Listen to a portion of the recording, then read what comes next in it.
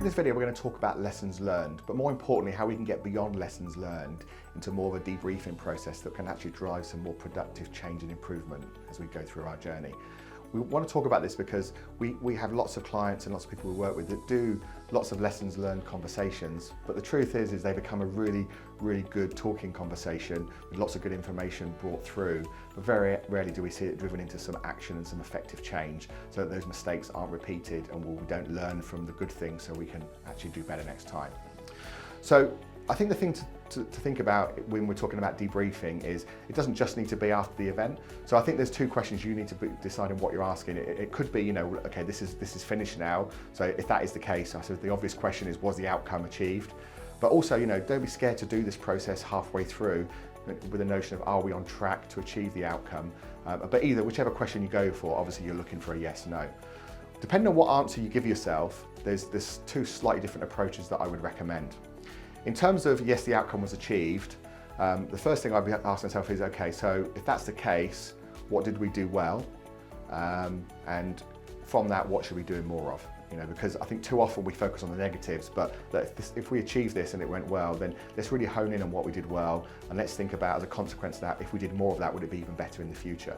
And then under that, there's always opportunities to improve. So let's ask ourselves, okay, if we did this all over again, it would have been even better if we'd have done what, and that's, I think, in this scenario is where the lessons learned come from, that actually it would have been even better if we did this, okay, and what lessons do we learn from that? And you'll see having those two things joined together as the one above really makes you go a bit deeper. Rather than just taking the first answers, it makes you go deeper and think about why and what's really happened here, and you start to get into a bit more critical thinking, which I think is really important in a debrief process.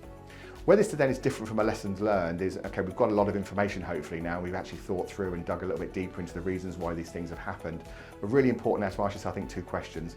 As a consequence of that, do we need to change our process? Or do we need to change something about our people? Because usually things that go wrong or the things that are going well are usually a consequence of good or bad process or things that people have or haven't done.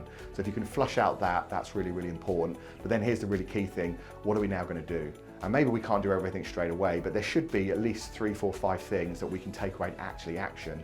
And what we need to do is put some sort of review date timeline on that so we can come back and check in with ourselves, see what have we done and how has that worked. And I think that really, for me, is where it really falls down. I see very little accountability to some action as a consequence of a lessons learned process, let alone a timeline to when we're going to do it. So hopefully this debrief process will help you with that. But I want to give you just a slightly different angle in terms of if we're in a no situation. So if the outcome is not achieved, or we're not on track, if we're going to take the not on track approach, I think the first thing you have to ask yourself is why. And when you get into the why, again, I think this is really important. You go into root causes. So a really simple way to do that is ask yourself why, but then ask yourself why again, and keep asking yourself why, and get down to the real root causes to what went wrong there.